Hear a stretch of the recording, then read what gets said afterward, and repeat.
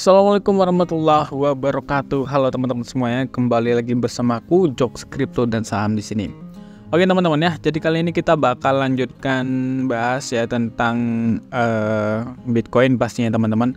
Nah, jadi beberapa video kemarin itu kita ngasih thumbnail yang lumayan keren lah ya sama judulnya, ya bisa dibilang itu sebuah kayak trigger lah ya buat orang-orang yang mau beli Bitcoin dan mau jual Bitcoin gitu. Karena kita bilang akan turun ke 50.000, 30.000, 40.000. Nah, kan kemarin sebenarnya judulnya memang seperti itu, tapi kita ngasih tekanan di dalam video ini nunggu konfirmasi gitu ya. Karena banyak banget yang komentar gini. Dan yang jelas komennya sesuai dengan judul ya, berarti dia nggak nonton sampai habis. Oke, no problem. Oke, sekarang kita mau lanjutkan untuk bahas tentang Bitcoin lagi teman-teman ya. Nah, tapi sebelumnya kalian bisa subscribe dulu channel ini dan jangan lupa like, komen, dan share sebanyak-banyaknya. Oke, sebelum kita lanjut, kita akan cek dulu ya harganya ada di 65 ribuan. Dan di sini kita akan coba lihat dari Crypto Fear and Greed-nya sepertinya naik ya 72.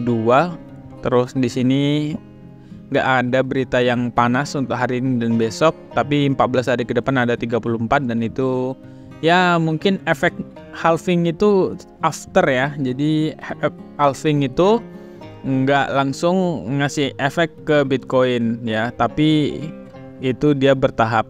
Nah, mungkin yang terasa itu adalah fee, atau juga itu fee transaksinya mungkin lebih melonjak lah ya. Nanti kita bisa lihat beritanya. Nah, di sini kita coba lihat berita-berita dari yang paling update ya. Nah, ini dia guys. Di sini ada banyak sekali berita-berita tentang Bitcoin pastinya. Kita bisa baca langsung aja ya.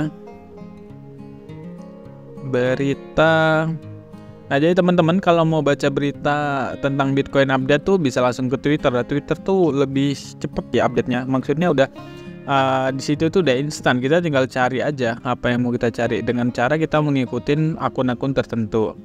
Nah, dinamika harga dan pergerakan pasar setelah halving itu ya. Nah, jadi di sini setelah halving itu, nih aku bilang tadi.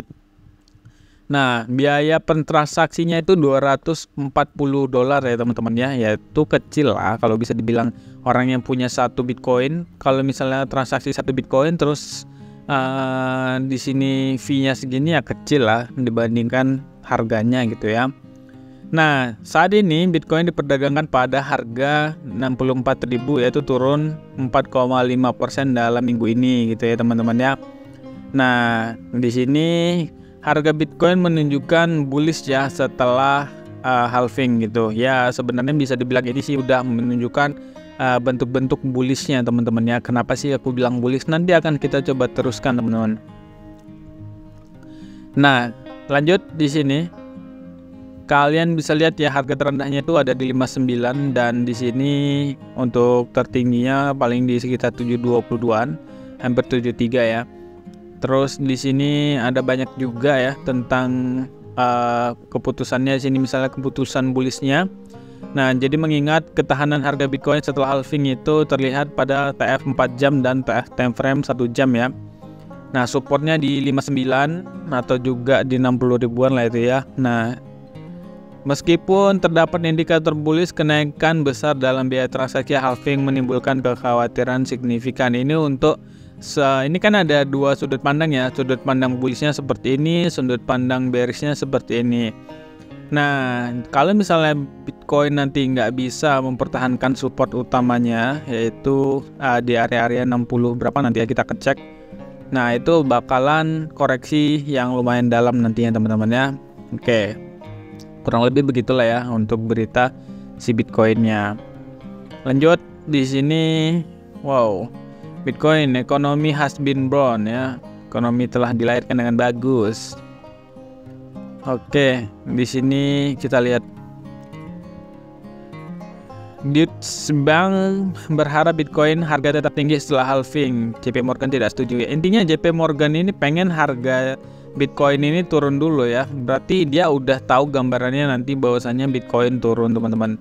Nah, kalau aku sih netral aja sebenarnya teman-teman ya. Karena mau turun mau enggak, kalian bisa lihat ya, Bitcoin naik ke harga 72.000 kemarin ya. Nah, kalian bisa lihat lah, koin-koin kecil atau juga altcoin itu nggak semuanya naik ya teman-teman. Ada yang mengatakan all season gitu-gitu.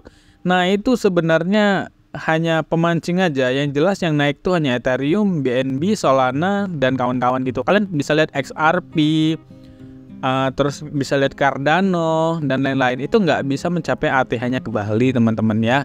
Nah, jadi kalian kalau misalnya mau gembar-gembor seperti itu ya, kalian langsung beli aja Bitcoinnya. Kalau misalnya kalian mau langsung yang terupdate dan lain-lain, harganya kurang lebih seperti itu.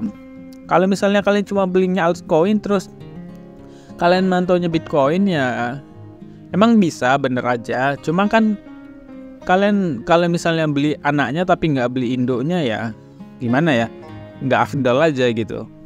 Karena pergerakan market itu yang mengendalikan ya 90% itu Bitcoin ya.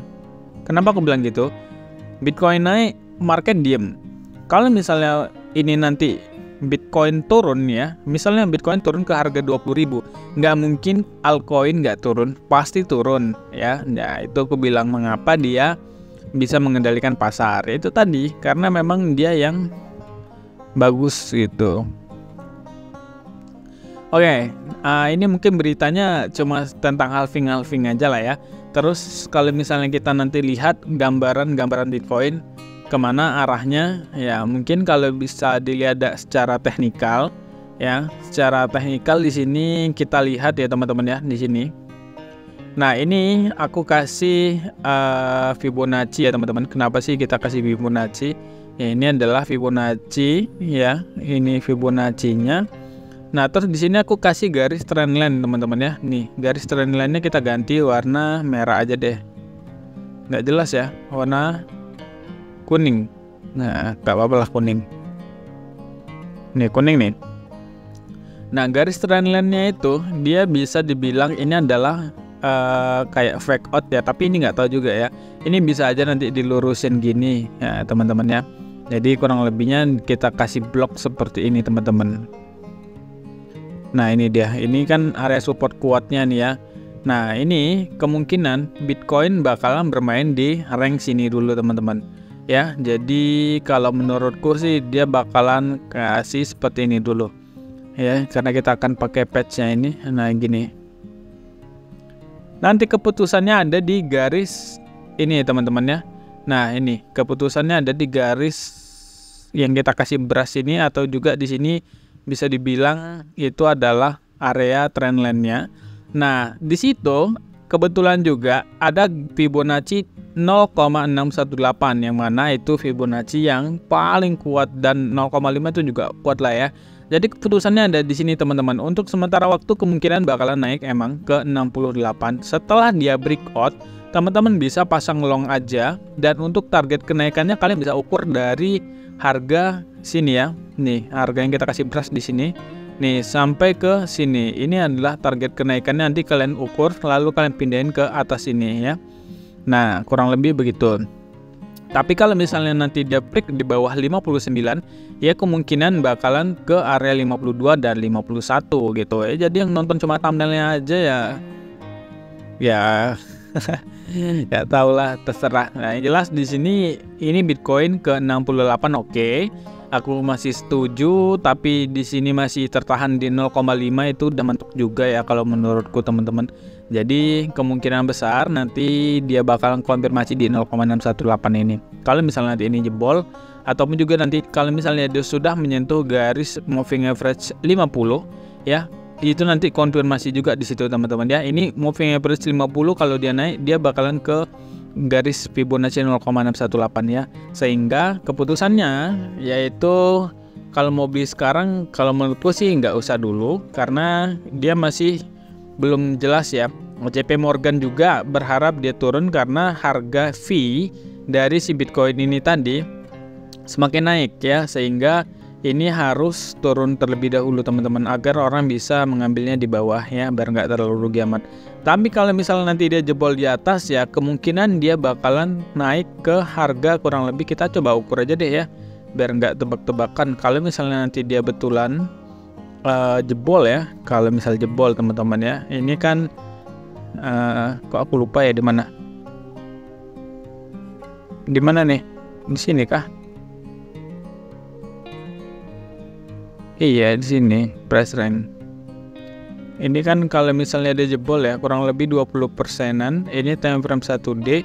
Kalaupun nanti dari sini kita ambilnya ya, berarti harganya kurang lebih di sini di 80.800 teman-teman ya. 80.800 itu adalah harga nanti yang akan dicapai Bitcoin kalau dia berhasil menjebol. Tapi kalau misalnya dia gagal menjebol, maka dia akan ke area 52 atau juga 51. Oke, jadi gitu aja lah ya. Thank you banget yang udah nonton.